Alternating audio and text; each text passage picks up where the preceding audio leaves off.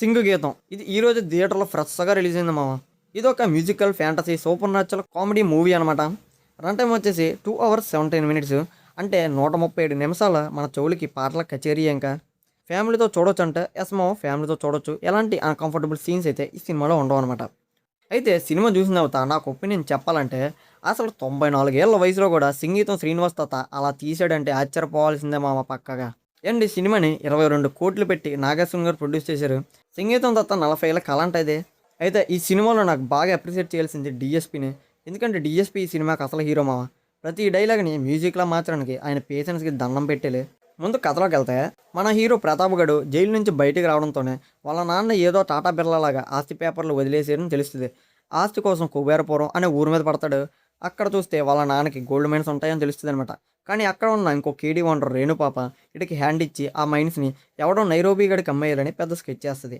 అయితే మన హీరో గడు ఆ బంగారం అంతా తవ్వేసి బాగా సెటిల్ అయిపోవాలని ఫిక్స్ అయిపోతాడనమాట.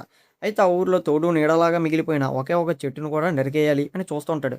అయితే ఈలోపు మన హీరోయిన్ గౌరీ పాప వచ్చి ఆ చెట్టును కాపాడడానికి ట్రై చేస్తుంది. కానీ ఈలోపు ఆ గొడవలో పడి కుబేరుడు గుహలో పడిపోద్ది అనమాట. అయితే పడగానే ఒక శాపం పెడుతుంది.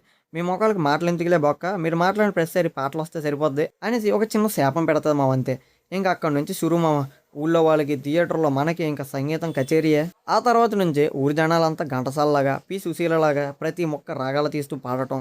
అసలు ఆ పాటల రోగం నుంచి ఆ పిచ్చి జనాలు ఎలా బయటపడ్డారు, ఈ గోల్డ్ మైన్స్ గోల్ నుంచి నేచర్ని ఎలా కాపాడారు అనేది మిగిలిన సినిమా కథ మామ. మూవీలో నెగిటివ్లు మాట్లాడితే, లాజికల్గా చూస్తే సినిమా చాలా వీక్గా ఉంటుంది మామ. అసలు ఊర్లో అంత పెద్ద గోల్డ్ మైన్స్ ఉంటే గవర్నమెంట్ పట్టించుకోలేదా అనే డౌట్స్ అయితే పక్కా వస్తాయి మామ. ఎందుకంటే మన ఊర్లో చిన్న స్థలం ఉంటేనే కబ్జా చేయడానికి మీదడిపోతారు.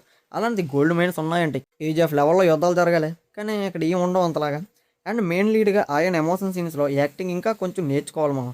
అతని ఫేస్లో ఎక్స్ప్రెషన్స్ తక్కువ అనిపించే, పెద్దగా పండించలేదు అనిపించింది ఎక్స్ప్రెషన్స్. ఫస్ట్ హాఫ్ కూడా కొంచెం ల్యాగ్ అనిపించింది. ఫ్లాష్ బ్యాక్ అంతా ఆడావిడిగా తీసేయడం, క్లైమాక్స్ కూడా కాస్త ఓవర్ డ్రామాటిక్గా అనిపించింది మామ. ఇంకా సంగీతం కొంచెం అపస్వరంలాగా అనిపించింది. పోగా పోగా పాటల కంటే ఎడిటింగ్ ఎక్కువ అవుద్ది మామ. ఇంకా మూవీలో పాజిటివ్ మాట్లాడితే, అసలు ఈ కాన్సెప్టే ఒక పెద్ద పాజిటివ్ మామ. ఫస్ట్ 20 నిమిషాలు అయితే ఆ పాటలు గోల చూసి పిచ్చెక్కిపోతారు, కానీ నవ్వుకుంటారు, పక్కగా ఎంజాయ్ చేస్తారు. అహల్య పాప అయితే యాక్టింగ్ కుమ్మేసింది మామ. దేవిశ్రీ ప్రసాద్ బీజిఎం మాత్రం చెవులకు పండగ. ఇంకా ఇంటర్వల్ బ్లాక్ అయితే గట్టిగానే పేలింది. ఇంకా కొన్ని క్యామియోస్ కూడా ఉన్నాయేమో, చెప్పలేను, మీరే చూసి ఎంజాయ్ చేయండి థియేటర్లో. ఇంకా ఆర్ట్ డిపార్ట్మెంట్ వాళ్ళు వేసిన విలేజ్ అండ్ కేవ్ సెట్స్ విజువల్గా చాలా బాగున్నాయి. ప్రొడక్షన్ వాల్యూస్ కూడా ఆ 22 కోట్ల బడ్జెట్కి తగ్గట్టుగానే ఖర్చు పెట్టారు, బాగానే ఉంది.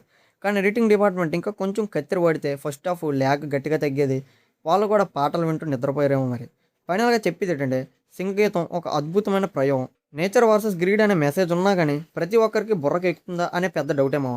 కొంతమందికి నచ్చొచ్చు, కొంతమందికి ఎక్కపోవచ్చు, చూసే వాళ్ళ బట్టి ఉంటుంది. ఈ సినిమాకి అయితే నా రేటింగ్ 3/5 మామ. ఈ సినిమా చూసిన మీకేమనిపించింది? ఒకవేళ మీరు గుహలో పడితే మీరే శాపం పెడతారో కింద కామెంట్లో చెప్పండి మామ. వీడియో నచ్చితే లైక్ చేయండి, ఛానల్ సబ్స్క్రైబ్ చేయండి. ఉంటా మరి.